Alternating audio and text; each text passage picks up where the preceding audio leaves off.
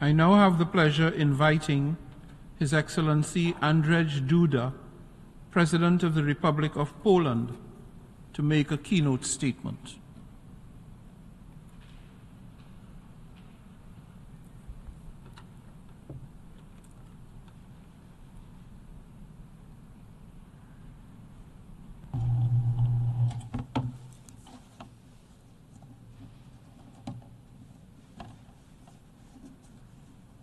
Distinguished President of General Assembly, distinguished Undersecretary General, Excellencies, distinguished participants.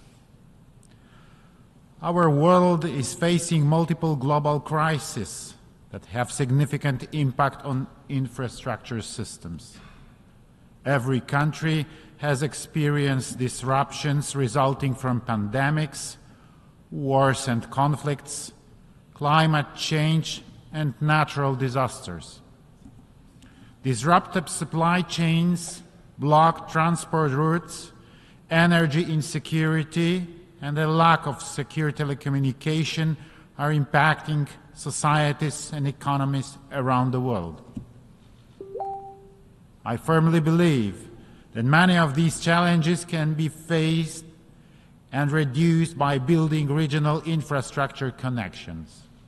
It is a key instrument for building resilience, which is a task of paramount importance for the global development. Our goal should be to prevent crises, react to them. Excellencies, I'm very proud that Poland initiated and led negotiations on the General Assembly resolution building global resilience and promoting sustainable development through regional and interregional infrastructure connectivity. This joint cross-regional initiative of Poland, Bulgaria, Croatia, El Salvador, Estonia, Hungary, Japan, Latvia, Lithuania and Romania was co-sponsored by over 80 countries representing all regions. Adopted by the General Assembly by consensus, it gave rise to today's meeting.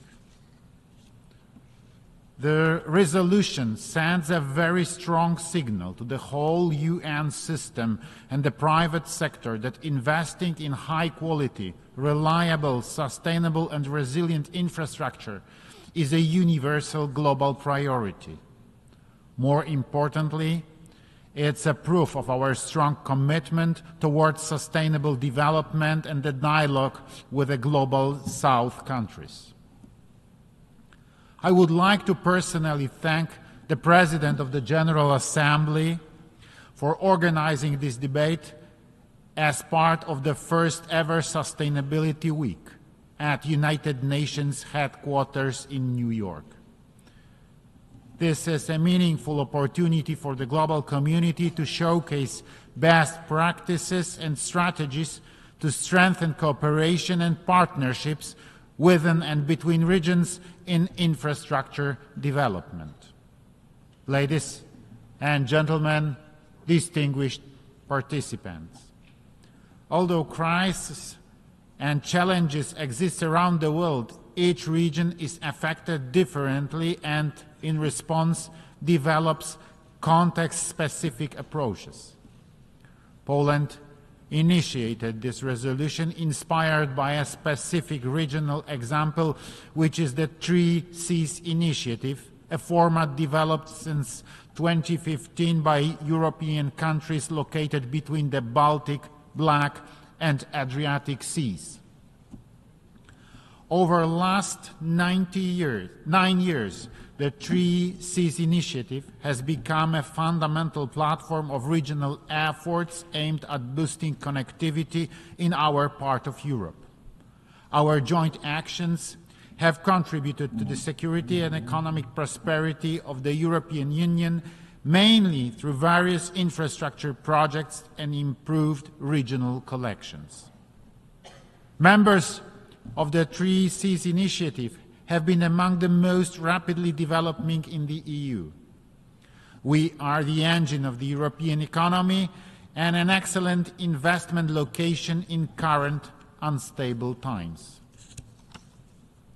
Central and Eastern Europe has been hit particularly hard by the Russian aggression against Ukraine. It was the three C's infrastructure that made it possible for us to do away with Russian energy sources. The enhanced regional connectivity helped us avert the worst consequences of this war. We believe infrastructure is the backbone of any society and economy and is absolutely essential to providing life-saving support. The demand for infrastructure investment is global, with the greatest needs typically occurring in low-income countries. Filling the gap in infrastructure financing requires public and private funds accompanied by technical cooperation, skills development, and capacity building, especially for developing countries. Let me assure you that Poland and the entire European Union is committed to strengthen our infrastructure partnerships with you through the EU Global Gateway, an infrastructure investment initiative worth €300 billion. Excellent. More infrastructure is being built in the world today than ever before in history. Let us take this opportunity to prioritize infrastructure development as a way to respond to crisis, prepare for the future, and build critical resilience. As the United Nations system is preparing for the third UN conference on low-land developing countries, the fourth conference on small islands developing states, and the summit for the future, it is crucial that we all make greater efforts to that aim. I'm convinced that infrastructure connectivity will make societies and economies more resilient and enable a just transition that leaves no one behind. Thank you for your attention.